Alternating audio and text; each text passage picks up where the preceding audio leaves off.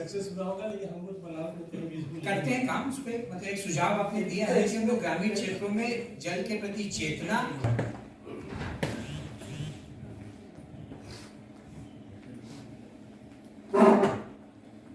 हम इस पूरे प्रोग्राम में देख रहे थे, एक्चुअली गला आज मेरा खराब है, पूरे प्रोग्राम में देख रहे थे कहीं भी हम इसमें जनरल बहुत ही थोड़ी अवेयरनेस वित्तीय साक्षरता पे कोई प्रोग्राम नहीं कर रहे हैं। जो है सेमिनार और ऑर्गेनाइज करती हैं इस विषय पर, जो लेकिन बस हाँ कार्य कम नहीं है। जी, बहुत कम है। ओम प्रकाश जी, प्रोफेसर ओम प्रकाश शर्मा जी।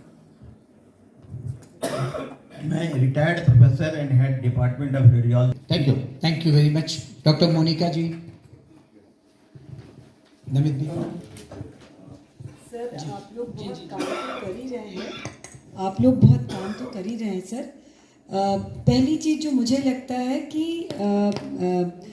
बेटी की खाली पढ़ाई नहीं होनी चाहिए, ओवरऑल मेंटल डेवलपमेंट और काउंसलिंग।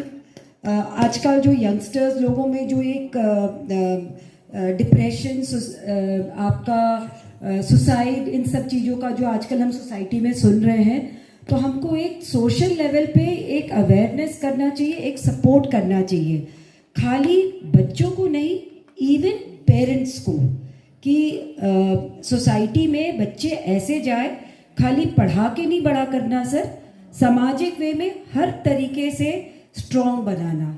धन्यवाद, बहुत बहुत धन्यवाद। शिशिर, मेरा बस इतना ही है कि तमाम कोई क्षेत्र की नहीं बात करेंगे तो रिचुअल्स तो सब जानते हैं, और विवेकानंद जी के साथ जुड़े हुए हैं, तो स्पिरिचुअलिटी में उनका कोई योग मतलब कोई सानी नहीं है, मतलब जो लोग नहीं जानते होंगे। तो हमें लगता है ध्यान से रिलेटेड कोई प्रोग्राम या कहीं जोड़े लोगों को, कि ताकि योग, स्वास्थ्य और ध्यान, इसको आपने योग ध्यान की बात की, तो तनाव प्रबंधन का सत्र मैं शिक्षण संस्थानों में, कारागार में और ऑफिसेस में, इवन पुलिस डिपार्टमेंट में भी कराया है। ये बहुत कारगर है और हम सब अब अपने अपने क्षेत्रों में विलक्षण कार्य कर रहे हैं। और भारत पुलिस सेवा IPS से सुपरिटेंडेंट हुआ हूँ 2018 में। मेरी last posting director enforcement directorate थी, और अब मैं भारत विकास परिषद में जो संपर्क की टीम है उसका नेशनल लेवल पे चेयरमैन हूँ, और उसी मीटिंग के लिए आज बनारस में आया हूँ। सर, एक ग्रामीण में वेल एजुकेशन के लिए क्या करना चाहिए आपकी? देखिए, गवर्नमेंट ग्रामीण एजुकेशन के लिए बहुत काम कर रही है।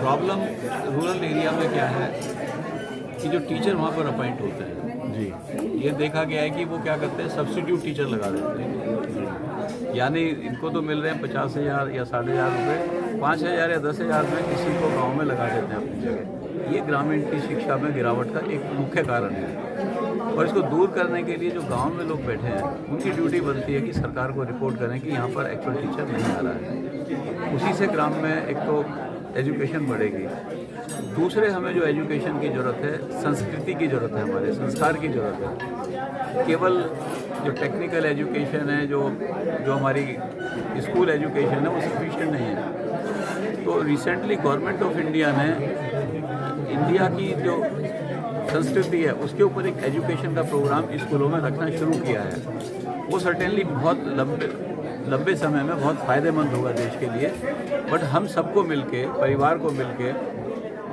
ग्रामीण क्षेत्र में और शहरी क्षेत्र में भी संस्कारों को अपने बच्चों को देने की कोशिश करनी चाहिए, और बच्चों को संस्कार देने चाहिए।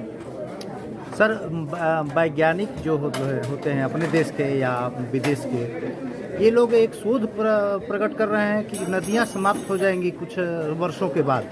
तो इस नदियों को बचाने के लिए आपकी संस्था जो है क्या करती है? हमारी संस्था जो है उसके जो 5 सूत्र हैं, उस सूत्र में बेसिकली संस्कार, सेवा, संपर्क, सहयोग और समर्पण है।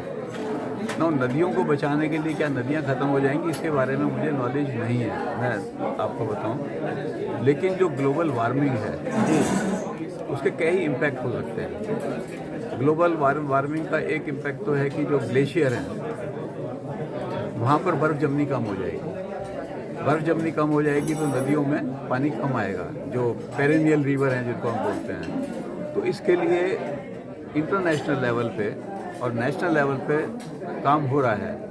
भारत में का प्लान है कि 2070 तक जीरो एमिशन भारत को अपना करना है, और उस जीरो एमिशन को करने के लिए यानी ग्लोबल वार्मिंग को कम करने के लिए भारत जो है एनर्जी प्रोडक्शन में शिफ्ट कर रहा है, ग्रीन एनर्जी की तरफ जा रहे हैं, न्यूक्लियर एनर्जी की तरफ जा रहे हैं, थर्मल एनर्जी से। तो एक बहुत बड़ा प्रोजेक्ट गवर्नमेंट कर रही है, और उसमें अगर कोई भी ज़रूरत होगी लोगों को सिखाने की, समझाने की, उसमें हम कोशिश करेंगे।